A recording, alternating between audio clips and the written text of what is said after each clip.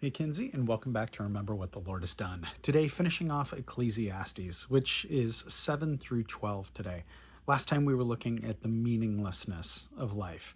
Today, we're going to be looking at a couple different themes. So, we'll look at wisdom, obedience, at destiny, we'll look at remembering your Creator, then the conclusion of the matter. Man, I love that part. The end of Ecclesiastes, this admittedly pretty depressing book, we find the greatest hope ever. And it's awesome. So we'll talk about that. And then we'll talk about, there's a couple notes in here, and what should our response be to all this? So again, Ecclesiastes 7 through 12, chapter 7.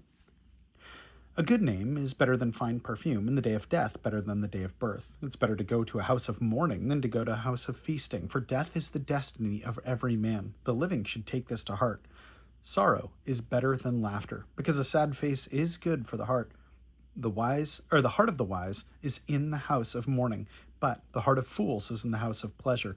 It is better to heed a wise man's rebuke than to listen to the song of fools. Like the crackling of thorns under the pot, so is laughter of fools.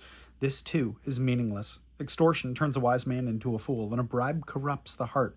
The end of a matter is better than its beginning, and patience is better than pride. Do not be quickly provoked in your spirit, for anger resides in the lap of fools. Do not say, "Why were the old days better than these?"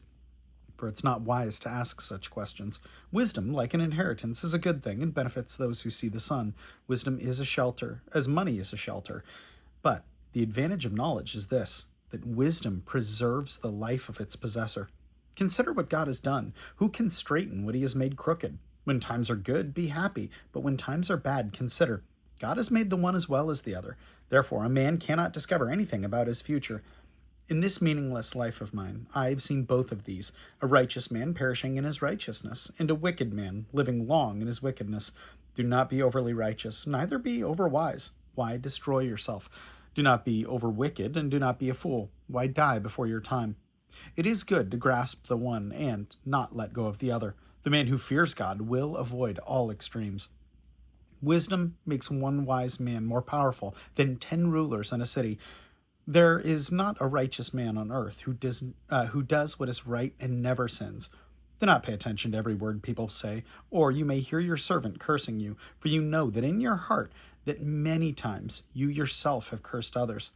All this I tested by wisdom, and I said, I am determined to be wise, but this was beyond me. Whatever wisdom may be, it is far off and most profound. Who can discover it? So I turned my mind to understand, to investigate and search out wisdom in the scheme of things, and to understand the stupidity of wickedness and the madness of folly. I find more bitter than death the woman who is a snare, whose heart is a trap, and whose hands are chains. The man who pleases God will escape her, but the sinner she will ensnare. Look, says the teacher, this is what I have discovered, adding one thing to another, to discover the scheme of things. While I was still searching, but not finding, I found one upright man among 1,000, but not one upright woman among them all. This only have I found. God made mankind upright, but men have gone in search of many schemes. Chapter 8. Who is like the wise man, who knows the explanation of things? Wisdom brightens a man's face and changes his hard appearance. Obey the king's command, I say, because you took an oath before God. Do not be in a hurry to leave the king's presence. Do not stand up for a bad cause, for he will do whatever he pleases. Since the king's word is supreme, who can say to him, what are you doing? Whoever obeys his command will come to no harm, and the wise heart will know the proper time and procedure. For there is a proper time and procedure for every matter, though a man's misery weighs heavily upon him. Since no man knows the future, who can tell him what is to come? No man has power over the wind to contain it, so no one has the power over the day of this death. As no one is discharged in a time of war, so wickedness will not release those who practice it. All this I saw as I applied my mind to everything under the sun. There is a time when a man lords it over others to his own hurt. Then, too, I saw the wicked buried, those who used to come and go from the holy place and receive praise in the city where they did this. This too is meaningless. When the sentence for a crime is not quickly carried out, the hearts of the people are filled with schemes to do wrong. Although a wicked man commits 100 crimes and still lives a long time, I know that it will go better with God-fearing men who are reverent before God. Yet, because the wicked do not fear God, it will not go well with them, and their days will not lengthen like a shadow. There is something else meaningless that occurs on earth. Righteous men who get what the wicked deserve, and the wicked who get what the righteous deserve. This too, I say, is meaningless. So I commend the enjoyment of life, because nothing is better for a man under the sun than to eat and drink and be glad. Then joy will accompany him in his work, and all the days of his life God has given him under the sun. When I applied my mind to know wisdom and to observe man's labor on the earth, his eyes not seeing sleep day or night, then I saw all that God has done. No one can comprehend what goes on under the sun. Despite all his efforts to search it out, man cannot discover its meaning. Even if a wise man claims he knows, he cannot really comprehend it. Chapter 9. So, I reflected on all this and concluded that the righteous and the wise, and what they do, are in God's hands, but no man knows whether love or hate awaits him. All share a common destiny, the righteous and the wicked, the good and the bad, and the clean and the unclean, those who offer sacrifices and those who do not. As it is with the good man, so with the sinner. As it is with those who take oaths, so with those who are afraid to take them. This is the evil in everything that happens under the sun. The same destiny overtakes all. The hearts of men, moreover, are full of evil, and there is a madness in their hearts while they live, and afterward they join the dead. Anyone who is among the living has hope. Even a live dog is better than a dead lion. For the living know they will die, but the dead know nothing. They have no further reward, and even the memory of them is forgotten. Their love, their hate, and their jealousy have long since vanished, and never again will they have a part in anything that happens under the sun. Go, and eat your food with gladness, and drink your wine with a joyful heart, for it is now that God favors what you do. Always be clothed in white, and always anoint your head with oil. Enjoy life with your wife, whom you love, all the days of this meaningless life that God has given you under the sun, all your meaningless days. For this is your lot in life, and in your toilsome labor under the sun. Whatever your hand finds to do, do it with all your might. For in the grave, where you are going, there is neither working, nor planting, nor knowledge, nor wisdom. I've seen something else under the sun. The race is not to the swift, nor the battle to the strong, nor does food come to the wise, or wealth to the brilliant, or favor to the learned, but time and chance happen to them all. Moreover, no man knows when his hour will come. As fish are caught in a cruel net, or birds are taken in a snare, so men are trapped by evil schemes, that fall unexpectedly upon them. I also saw under the sun this example of wisdom that greatly impressed me. There was once a small city with only a few people in it, and a powerful king came against it, surrounded it, and built up a huge siege works against it. Now, there lived in that city a man poor but wise, and he saved the city by his wisdom. But nobody remembered that poor man. So I said, wisdom is better than strength. But the poor man's wisdom is despised, and his words are no longer heeded. The quiet words of the wise are more to be heeded than the shouts of a ruler of fools. Wisdom is better than weapons of war, but one sinner destroys much good. Chapter 10. As dead flies give perfume a bad smell, so a little folly outweighs wisdom and honor. The heart of the wise inclines to the right, but the heart of the fool to the left. Even as he walks along the road, the fool lacks sense, and shows everyone how stupid he is. If a ruler's anger rises against you, do not leave your post. Calmness can lay great errors to rest. There is an evil I have seen under the sun, the sort of error that arises from a ruler. Fools are put in many high positions, while the rich occupy the low ones. I have seen slaves on horseback, while princes go on foot like slaves. Whoever digs a pit may fall into it. Whoever breaks through a wall may be bitten by a snake. Whoever quarries stones may be injured by them. Whoever splits logs may be endangered by them. If the axe is dull and the edge is unsharpened, more strength is needed. But skill will bring success. If a snake bites before it is charmed, there's no profit for the charmer. Words from a wise man's mouth are gracious, but a fool is consumed by his own lips. At the beginning, his words are folly. At the end, they are wicked madness, and the fool multiplies words. No one knows what is coming. Who can tell him what will happen after him? A fool's work wearies him. He does not know the way to town. Woe to you, O land whose king was a servant, and whose prince feasts in the morning. Blessed are you, O land, whose kings have noble birth, and whose princes eat at a proper time, for strength and for not drunkenness. If a man is lazy, the rafters sag. If his hands are idle, the house leaks. A feast is made for laughter, and wine makes life merry, but money is the answer for everything. Do not revile the king, even in your thoughts, or curse the rich in your bedroom, because a bird of the air may carry your words, and a bird on the wing may report what you say. Chapter 11. Cast your bread upon the waters, for after many days you will find it again. Give portions to 7, yes to 8, for you do not know what disaster may come upon the land. If clouds are full of water, they pour rain upon the earth. Whether a tree falls to the south or to the north, in the place where it falls, there it will lie. Whoever watches the wind will not plant. Whoever looks at the clouds will not reap. As you do not know the path of the wind, or know how the body is formed in a mother's womb, so you cannot understand the work of God, the maker of all things. Sow your seed in the morning, and at evening let not your hands be idle, for you do not know which will succeed, whether this or that, or whether both will do equally well. Light is sweet, and it pleases the eyes to see the sun. However many years a man may live, let him enjoy them all, but let him remember the days of darkness, for they may be many.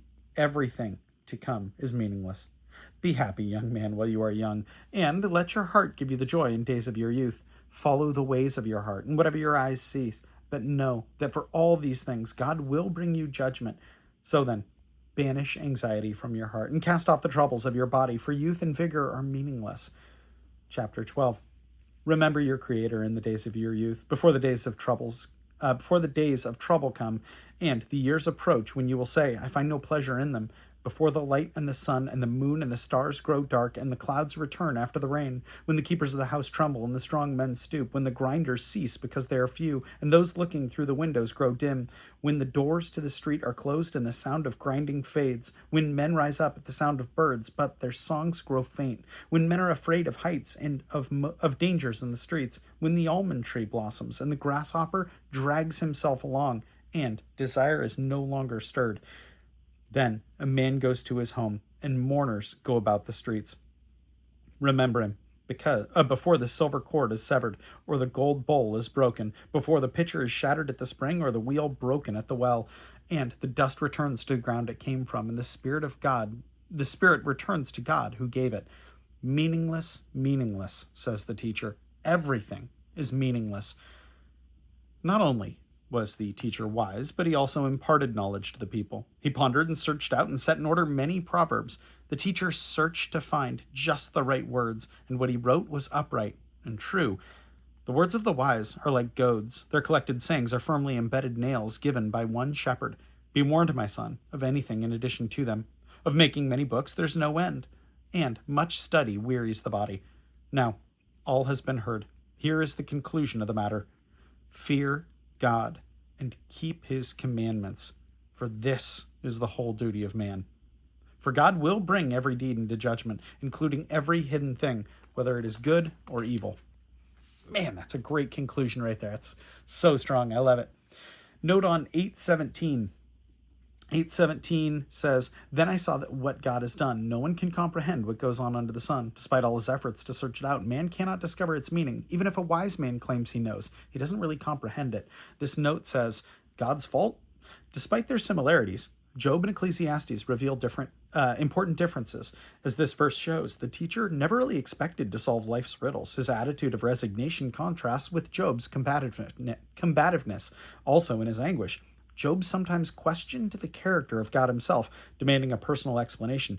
At no time did the teacher blame God for the unfairness and meaninglessness of life that he saw around him.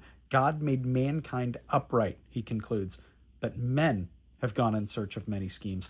I think that's so true. People who don't believe in God are so quick to, try and deride Christians or people who do believe in God and say, this is all God's fault. It's like, well, hold on a minute. I thought you didn't believe in God. So it's interesting. I always think that's really interesting. 12:13. What do we do with all of this? 12:13 says, here is, now that all has been heard, here's the conclusion of the matter. Fear God and keep his commandments. This is the whole duty of man. Looking at this, are we keeping God's commandments? Are we having that divine reverence for God? Because I think that's something that at least I get really casual with. And I have a tendency to think, was that God or was that me just talking in my own head? So what do we do in this instance about, we've looked at the meaninglessness of life. Do we continue to enjoy it? Well, yeah, I think the part of the point of Ecclesiastes is enjoy what you're given. Enjoy what God has given you. Regardless of what it is, take pleasure in what God has given you, for it's good. But fear God and keep his commandments. This is the whole duty of man. I think that means we need to run to God. We need to be sprinting to God. That all of the meaninglessness around us, that can get so distracting. And how weird to get distracted by all of that which has no meaning, and yet God is the only thing that has meaning. I say weird, but it happens to us every day that we get distracted. Um, yeah, I put in this that what you had done today is you were out in the pool, and right after the pool, Reba was here and she got you. I was going to say she got you changed. She got you out of your swimsuit, and then you ran into the office stark naked, happy as a clam. You were just giggling and daddy, and your arms were swinging, and it was hilarious. Then Rayleigh followed suit. It got out of hand. It was really funny. Um, but I think about that, and you had no shame whatsoever. I mean, why would you, right? But there's no shame whatsoever. It was just you running to your father. You didn't care what you looked like. You didn't care about clothes. You just wanted to be near me. You just wanted to see me. And I think about that when I'm like, I I feel like I often, have to say enough sorries, or I have to clean up my life before praying or before coming to God sometimes. And that's ridiculous. God knows me through and through. And I think that's where I wish more people knew to just come to God empty. There should be no shame before God. He knows you and he already chose you. Just are we choosing him? And I think there's something to be said about that, about just leaving it all and just, God, you know who I am, and just being completely naked before him and saying, God, you know me, you know my heart, you know my mind, you know my struggles. God, help me, teach me, lead me, be with me, comfort me. There's so much beauty in that. That's how it was in the garden. It's worth praying about, so let's do it. God, I thank you so much for Kinsey, and I thank you for her love, and I thank you for her joy, Lord. May we all come to you and seek you out, Lord, just with the unabashed running and sprinting to you, God. I thank you that you are speaking to me through her actions, Lord. It is an incredibly beautiful thing. May we run to you, God. You have given us everything. May we give ourselves to you. In Jesus' name we pray. Amen. Well, Kinsey, I love you and I appreciate you, and I will plan on seeing you tomorrow. Have a good one.